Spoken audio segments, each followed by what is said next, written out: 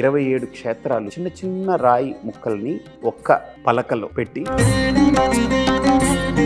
ప్రతి ఇంటిలో 27 క్షేత్రాల యొక్క శక్తిని ఉంచాలి. కోట్ల మంది ఉన్నారు భక్తులు, కానీ ఇది 1800 ఉన్నాయట.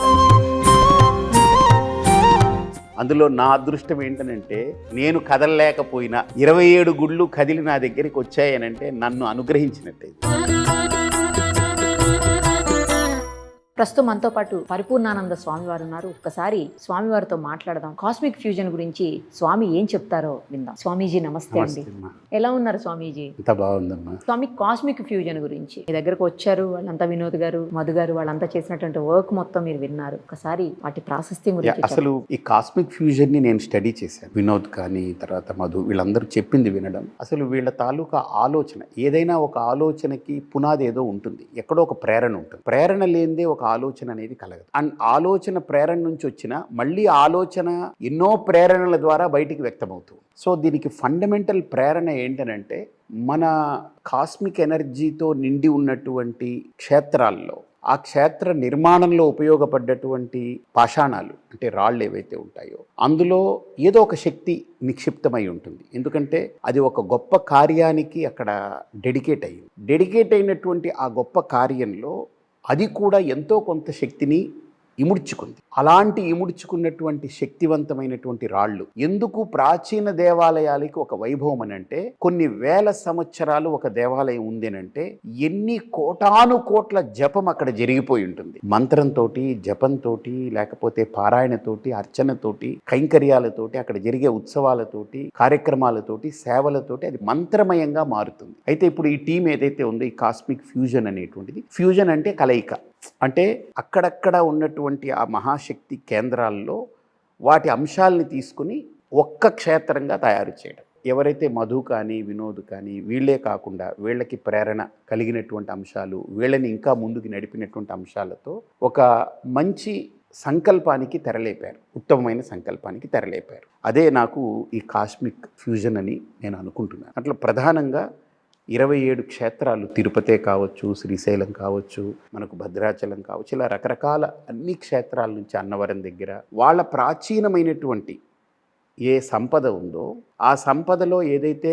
వాడకంతో పాటు మిగిలిపోయినటువంటి అవశేషాలు ఉంటాయో, దాంట్లో ఒక ఎండోమెంట్స్ ద్వారా లేకపోతే ఆర్కియాలజీ డిపార్ట్మెంట్కి అనుసంధానం అంటే దాని ద్వారా మాట్లాడి వాళ్ళతో అథెంటిక్గా వాళ్ళతో కరస్పాండెన్స్ చేసి వాళ్ళ దగ్గర నుంచి అంగీకార యోగ్యము ఆమోదపత్రం తెచ్చుకొని చిన్న చిన్న రాయి ముక్కల్ని, దాంట్లో శిల ముక్కలని తీసుకుని ఆ టెంపుల్కి ఒక ప్రతీకగా మిషన్తో ఏదో చెక్కేసుకున్నామని కాకుండా అది కూడా చాలా అద్భుతంగా తయారు చేసి 27 క్షేత్రాలని ఒక్క పలకలో పెట్టి ప్రతి ఇంటిలో 27 క్షేత్రాల యొక్క శక్తిని ఉంచాలి అనేటువంటిది ఒక గొప్ప సంకల్పంతో వాళ్ళు ముందుకెళ్ళారు. నిజంగా ఇది ఒక గొప్ప సంకల్పం అని నేను అనుకుంటున్నా. ఇదేదో వాళ్ళకి కలిగిందని నేను అనుకోవట్లేదు. వాళ్ళని నిమిత్తంగా చేసుకుని ఏదో ఒక శక్తి అది వాళ్ళ ద్వారా అది ప్రయాణం చేస్తూ ఉందని నేను అనుకుంటున్నాను. ఇదేదో ఒక డబ్బుకి పరిమితమయ్యో దీని ద్వారా ఏదో సంపాదించేసి గడించాలనే ఆలోచన కూడా కాదు. ఎందుకంటే ఇది నా చేతితో డబ్బిచ్చి తీసుకోగలిగే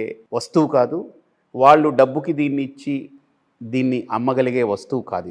ఇది నమ్మకానికి సంకేతమే కానీ అమ్మకానికి కాదు. కానీ దీని వెనక వాళ్ళ కష్టము, వాళ్ళ వ్యయము, వాళ్ళ యొక్క ప్రయాస, కొన్ని సంవత్సరాలుగా వాళ్ళ యొక్క దీని మీద ఒక రకమైన రీసెర్చ్ జరుగుతూ వెళుతూ, ఒక చిన్న రాయి ముక్కని తీసుకోవాలంటే దానికి ఎన్ని పర్మిషన్లు కావాలి, దానికి ఎన్ని రోజులు చెప్పులు అరిగిపోయేలా తిరగాలి, ఎంతమందిని అంగీకరింపజేయాలి, ఇలాగ అన్నిటికీ అన్ని వ్యయ ప్రయాసాలకు ఓర్చి నిజంగా వాళ్ళ సంకల్పం ఈరోజు ఈ రూపంగా సాకారమైంది. దీంతో పాటు వాళ్ళు చేసినటువంటి మరో అంశం ఏంటనంటే, ఆ దేవాలయము మనకున్నటువంటిది ఈరోజు మనకు ఏదో రాయితో ఇలా కట్టారు, అందంగా కట్టారు, శిల్పాలు ఉన్నాయని అనుకుంటున్నాం. కానీ దీని వెనక ఎంత కష్టము, ఎంత ధనము, ఎన్ని తరాలు దీనికి కృషి చేశాయి, ఎంతమంది అంతరించిపోయారు. సో అలాగనే ఇంత దేవాలయం ఇన్ని వేల సంవత్సరాలుగా ఎలా నిలబడింది అని దాని తాలూకా స్థల పురాణంతో పాటు ఆ క్షేత్ర మాహాత్మ్యాన్ని కూడా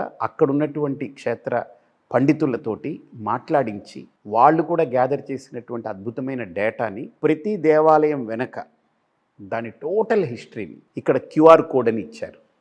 ఇది కూడా ఇప్పుడున్న టెక్నాలజీని చక్కగా ఉపయోగించుకుని మాధ్యమాన్ని, ఆ క్యూఆర్ కోడ్లో వెళ్ళి చూస్తే అండ్ తర్వాత ఆ టెంపుల్ తాలూకా ఇది మనం టైప్ చేస్తే దీంట్లో నుంచి వాళ్ళు ప్రజెంట్ చేసేటువంటిది బహుశా నాకు తెలిసి ఆ దేవాలయం వాళ్ళకు కూడా ఒక వింతలాగా ఓహో ఇందులో ఇంత ఉందా అనిపించేలా చేసుంటారని నేను అనుకుంటున్నా. ఇది ఎలాంటిదేనంటే నా చేతికి ఇప్పుడు మ్యాక్సిమం అయితే 1 కేజీ బరువు ఉండొచ్చు, కానీ 27 దేవాలయాల సముదాయాన్ని ఇప్పుడు నా చేతిలో పెట్టినట్టు. కాబట్టి ఒక అద్భుతమైన ప్రయోగం ఇది, మంచి ప్రయోగం చేశారు వాళ్ళు. ప్రతి ఇంటిని దేవాలయాల సముదాయంగా ఆ శక్తి కేంద్రాల యొక్క శక్తిని ప్రతి ఇంట్లో పెట్టాలనే సంకల్పం మాత్రం నిజంగా దీని వెనక ఏదో ఒక గొప్ప శక్తి డ్రివెన్ చేస్తేనే ఇలాంటి ఒక ఆలోచన వస్తుంది. నేను విన్నది ఏంటనంటే కోట్ల మంది ఉన్నారు భక్తులు, కానీ ఇది 1800 ఉన్నాయట. అందులో నా అదృష్టం ఏంటనంటే నేను కదలలేకపోయినా 27 గుళ్ళు కదిలి నా దగ్గరికి వచ్చాయనంటే నన్ను అనుగ్రహించినట్టే.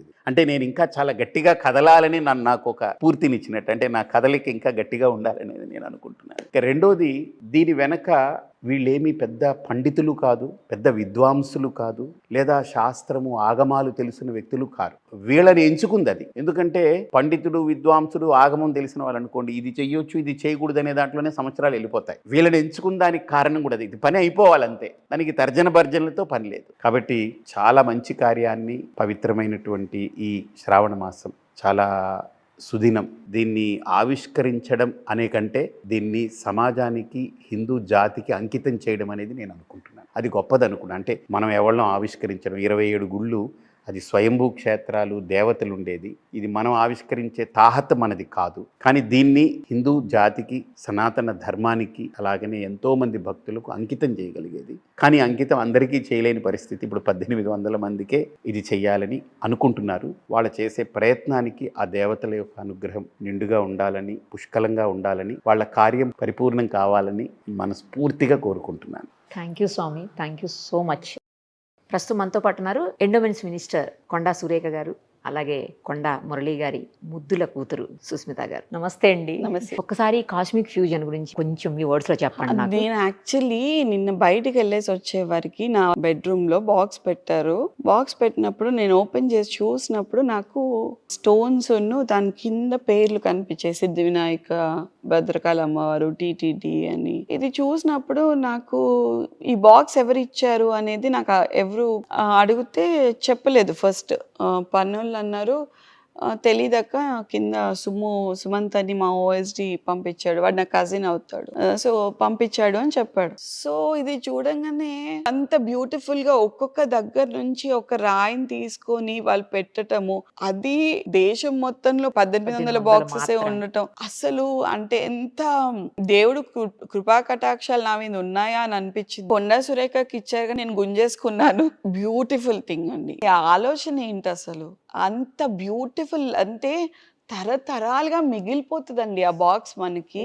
అంటే నువ్వు ఆ ఆలయంలో ఉన్నా లేకపోయినా ఆలయం నీ ఇంట్లో ఉంది. అది అసలు నాకు అసలు ఎంత హైని ఇచ్చిందంటే, ఎంత పుణ్యం చేసుకుంటే అది రావాలి. అది నిజంగా చెప్తున్నాను. అంటే ఈరోజు అమ్మ దేవాదాయ శాఖకు వండి వచ్చిందా, అది ఎలా వచ్చిందో తెలియదు, కానీ చాలా పుణ్యం చేసుకున్నాను నిరుపమ గారు. మీలాంటి ఒక మంచి పర్సన్ దగ్గరికి, ఆ విలువ తెలిసినటువంటి వ్యక్తి దగ్గరికి ఆ బాక్స్ చేరుకుంది చూడండి. ఆ దేవుళ్ళందరూ బ్లెస్ చేసి మమ్మీకి ఇచ్చినా కూడా మీ దగ్గరికి పంపించినట్టు. ఎగ్జాక్ట్లీ నా రైట్ పర్సన్ మీరని. నా బెడ్రూమ్ లోకి వచ్చిందండి. అంటే ఎగ్జిక్యూటివ్ బాక్సెస్ అన్ని నా బెడ్రూమ్ లోకే వస్తాయి, ఎగ్జిక్యూటివ్స్ అన్ని నా దగ్గరకు వస్తాయి బేసికల్లీ. సో మా అమ్మ దగ్గరికి వెళ్ళమన్నమాట. నాకు అనిపించింది ఏదో డెంటిటీ నా దగ్గరికే పంపించింది, నేనే ఓపెన్ చేసేటట్టు చూసింది, నేనే అన్ని చూసుకున్నాను. మళ్ళీ తీసుకొచ్చి మీరు కూడా దేవుడి గదిలో పెట్టుకున్నాను. నేను చెప్పాను కదా, నాకు అసలు చాలా చాలా థ్యాంక్ యూ. ఆ వినోద్ గారికి ఆ ఆలోచన ఏ రకంగా వచ్చిందో, అది అమ్మవారే కల్పించారా, స్వామివారే కల్పించారా, ఎవరు కల్పించారో నాకు తెలీదు. But God bless him and his family అండి. ఆయన చాలా సంతోషంగా ఉండాలి. He deserves a best and better life. More than him వాళ్ళ పిల్లలకి చాలా పుణ్యం దక్కుతుందండి. సూపర్. అసలు నేను చెప్పలేను, గూస్ బంప్స్ వస్తున్నాయి నాకు. అది కమర్షియల్ గా వెళ్ళినా అన్కమర్షియల్ గా వెళ్ళినా ప్రాబ్లం లేదండి. బట్ అది దైవత్వాన్ని తీసుకొస్తుంది ఒకళ్ళ ఇంటికి అన్నప్పుడు హర్డిల్స్ ఉంటాయి, చేస్తూ ఉంటారు. అది అంటే ఫ్రీగా చేయటానికి వాళ్ళు కూడా కాదు కదండి. కాదు కదా, వాళ్ళు బాక్స్ కి కూడా తయారు కాస్ట్ చేశారు. అవుతుంది, Yeah. ప్యాకింగ్ కి మార్బుల్ మీద పెట్టారు, అది కాస్ట్ అవుతుంది. అది ఏం చేసినా కూడా వాళ్ళ పిల్లలు అయితే ప్రశాంతంగా హ్యాపీగా జీవితాంతం ఉంటారండి. వాళ్ళ మదర్ అండ్ ఫాదర్ చాలా అదృష్టవంతులు, నెక్స్ట్ వాళ్ళ పిల్లలు చాలా అదృష్టవంతులు. Correct. వినోద్ గారు మేబీ ఈజ్ డిజైన్ టు, అంటే ఆయన ఇక్కడ పంపించటం అలా పంపించారేమో, కానీ నేను ఫస్ట్ చెప్పేది ఏంటంటే వాళ్ళ తల్లిదండ్రులు చాలా అదృష్టవంతులు. ఆయన లాంటి వాళ్ళని తీసుకొచ్చారు భూమి మీదకి. చాలామంది పుడుతూ ఉంటారు, చచ్చిపోతూ ఉంటారండి. కొంతమందికే అర్థం ఉంటుంది లైఫ్కి. ఆ అర్థం తీసుకొచ్చిన ఆయనని తీసుకొచ్చారు చూడండి, ఆ తల్లిదండ్రులకు శతకోటి నమస్కారాలండి. థ్యాంక్ యూ అండి, thank you so much. So much.